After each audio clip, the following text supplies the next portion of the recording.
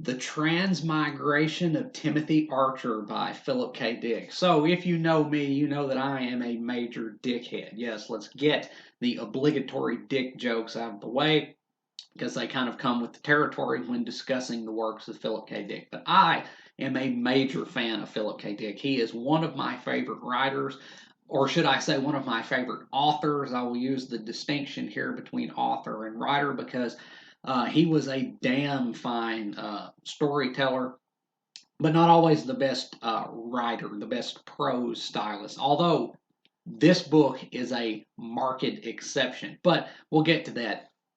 Like I said, I'm a huge fan of his work. I believe that he did more for the genre of science fiction than basically any other author, except maybe Heinlein.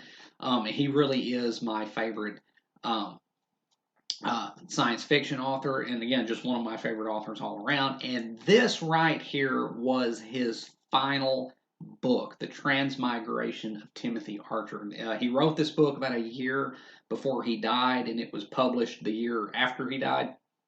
It was his final work. Now, of course, since his death, we have gotten posthumous publications, but this was the last work that he actually worked on in his lifetime. And so I had to read this because this is the, whether it was intended to be or not, this is the swan song of Philip K. Dick. And so I was really eager to read this. And this book is not like his usual fare at all. In fact, this is not a science fiction novel, actually. This is a domestic drama with heavy theological overtones and a hint of the paranormal. There is an element of the supernatural in this, but it is very muted and it is kept in the background. And it's really not what the book is actually about. This is a character driven work. I cannot believe I'm actually saying that about Philip K. Dick because if you're familiar with his work, you'll know that while he was great with coming up with cool and kind of kooky, out there science fictional concepts to base stories around, he was not always the best writer of character. And this book is a true exception to that rule because this is a character driven work. There is not actually a plot to this book. It is the narrative that this book contains is propelled entirely by its characters.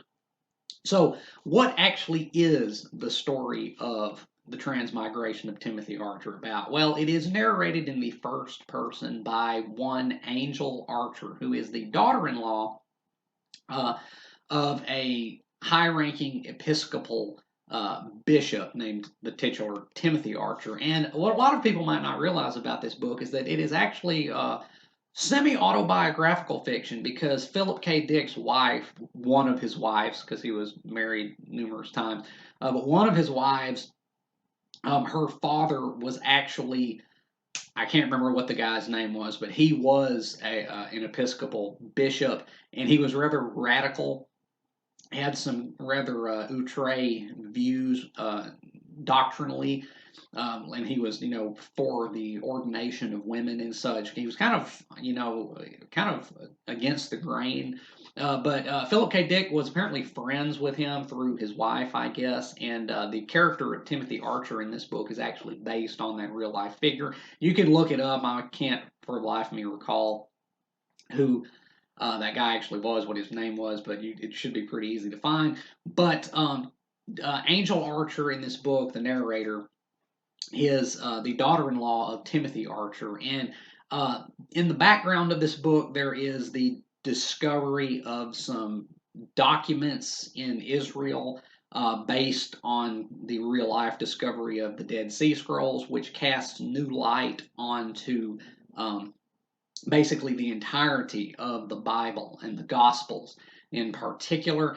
And so Timothy Archer, an already kind of out there against the grain bishop who already holds some quasi heretical views, is forced to question his own faith even more and wrestle with what these new revelations might connote when it comes to Scripture and his belief system. And that's pretty much it, actually. Again, this is a 100% character driven piece. And uh, Angel Archer in this book is without doubt the finest female character that Philip K. Dick ever created, because a lot of people will tell you that Philip K. Dick was like a misogynist, that he had like real problems with women. I never really got that out of reading his books. I just think that he kind of used women. There's lots of like femme fatales in his works, and women kind of undermining the usually male main character. There's often lots of kind of friction, and they're not always portrayed in the most upstanding light. But I never really got the impression that he like hated women or anything. I think he just kind of used them more as plot devices in his fiction than his actual characters. But not so here. Angel Archer is hands down the finest female character that Philip K. Dick ever wrote, and beyond that, she is quite possibly the finest character he ever wrote. Period. She is a fantastic narrator. She has such a distinct and memorable personality. She is so snarky and kind of sardonic with a dry, often biting wit. And reading this book was really just a joy because of her, because she makes this narrative so interesting to read, because of the way that she relates it. Because this book is presented as kind of like a memoir of hers that's written years after the fact, and it comes off really well thanks to her. And what this book, ultimately is, it's a domestic drama. Philip K. Dick is known as, a master of science fiction, but I don't really ever think he wanted to be. Um, when Philip K. Dick started writing, he began in the 1950s, which was the golden age of the sci-fi pulps, alongside like L. Ron Hubbard and those kind of cats. But if you're familiar with Philip K. Dick, you'll know that he wrote several books over the course of his career, which were non-science fiction books, such as Confessions of a Crap Artist, Humpty Dumpty in Oakland, The Man Whose Teeth were all exactly alike, and The Transmigration of Timothy Archer. And almost none of those books got published in his lifetime, except this one. Uh, because he obviously had higher aspirations than what he felt he could do with science fiction. He wanted to be, I think, like a genuine literary writer, but his prose style normally did not lend itself to that kind of writing, and so he had to write science fiction to pay the bills. And what he did with science fiction, because he kind of infused his science fiction with the stuff that he wanted to, talk about anyway. And so subsequently, he elevated the genre greatly from what it was, and that's why he is remembered as such a master of science fiction. But this book is, I think, more than any other, the book that he just wrote for himself, because this is so markedly different from most anything else in his oeuvre. This book is distinct in virtually every way. The characters are actually good.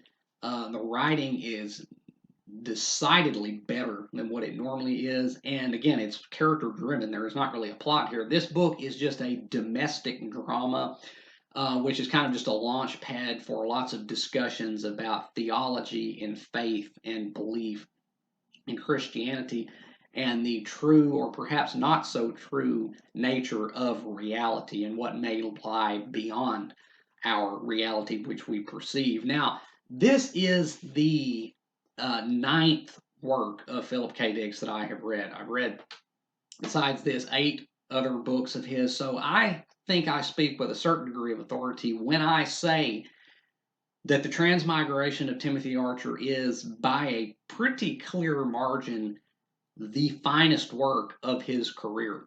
It is a masterpiece, not just a masterpiece for Philip K. Dick, it is a masterpiece of a book, period. This book stunned me because it was so much more than what I was expecting. Because generally, when you read a Philip K. Dick book, you kind of know where it's going to excel and where it's going to kind of be subpar. So I was anticipating some really cerebral discussions and philosophizing, but I was also anticipating some rather flat prose and unremarkable characters. But That's not what this book is at all. This book succeeds on every front.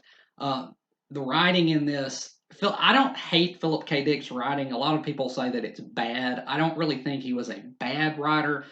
He just did not really have any aspiration, usually, with his prose to have it be anything other than just the basic conveyance of information. There's not much metaphor. Um, there's not much simile. There's not really much starkly evoked imagery. It's just no frills, direct, kind of punchy prose that tells you what it wants you to know and doesn't really do a whole lot else.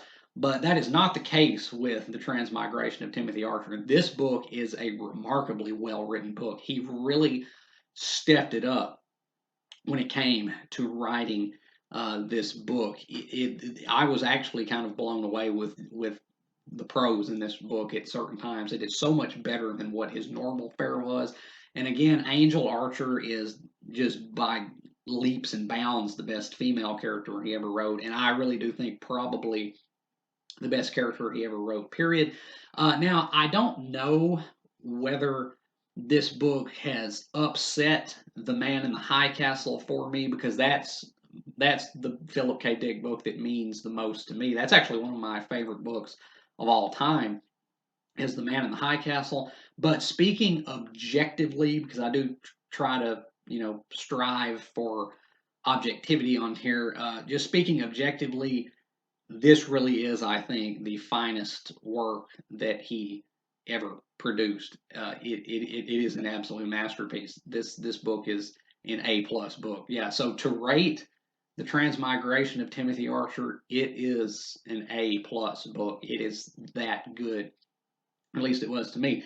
Now, this book, there is, as I said, it's kind of just a launch pad for discussions about theology, but it's also incredibly elusive, and it displays such a broad erudition on Dick's part.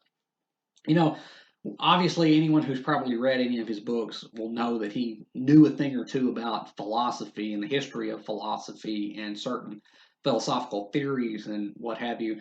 But this book really takes it to a new level because it demonstrates a great degree of knowledge on a lot of subjects. And again, it is incredibly elusive. There are so many literary references throughout this book. There's poetry, there's references to Schiller and Dante, and all kinds of just literary allusions that he makes in this. But again, there's also it's also such an incredibly erudite novel because he demonstrates that he knows a lot about the history of philosophy, but also the history of Christianity and the development of that religion and where it comes from, and as well a a degree of knowledge about the workings of automobiles as well. There's actually lots of discussions about mechanics in this book, and it's just a remarkable achievement on basically all fronts. Again, this is an A+ book, one of the very few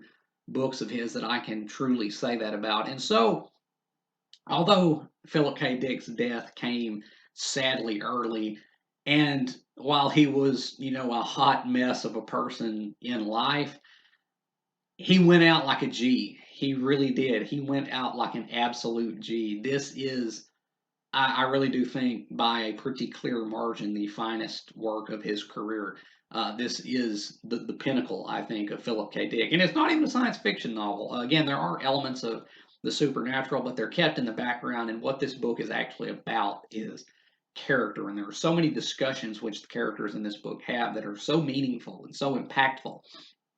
And really do get to the heart of so many very important issues regarding faith and belief and why some people can take things on faith but other people just can't.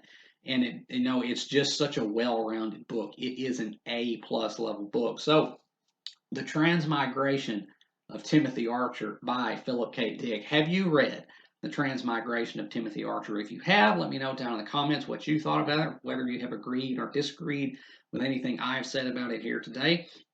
And if you have not read The Transmigration of Timothy Archer, read it. This book is, once again, a masterpiece. It is not just Philip K. Dick's masterpiece. This is an absolute masterpiece. It is his most accomplished work, I think, that he ever put out. And fittingly, it was his last. But also, if you're not a fan of science fiction, if you don't usually go in for that kind of thing, still give a thought to picking this up, even if science fiction isn't really your thing, because this book is not a science fiction novel, and it demonstrates what Philip K. Dick was capable of at his very best, and how thoughtful and ponderous his works could really be.